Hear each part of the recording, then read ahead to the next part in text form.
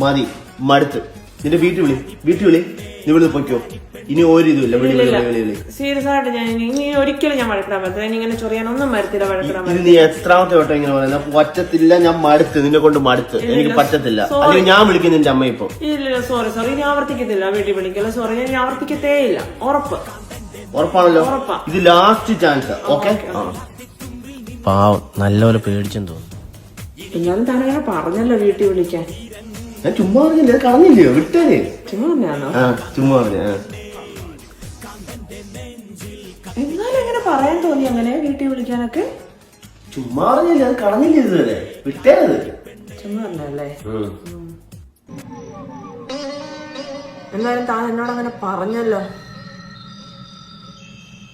എടി, ഇതുവരെ നീ അത് കളഞ്ഞില്ലയോ? ഞാൻ അന്നേരത്തെ ദേഷ്യത്തിന് പറഞ്ഞ. വിട്ടേരത്. എന്റെ കയ്യിൽ നിന്ന് പോയി അങ്ങനെ പറഞ്ഞു പോയി. വിട്ടേരത്. ഞാനിനി ഒരു നിമിഷം വീട്ടിൽ നിൽക്കുന്നില്ല. തനിക്ക് എന്റെ അച്ഛനമ്മയെ വിളിച്ച് പറയണം. പൊട്ടനായിരുന്നു ഞാൻ, പാട്ടുപാടാനറിയാതെ, ആട്ടമാടാനറിയാതെ.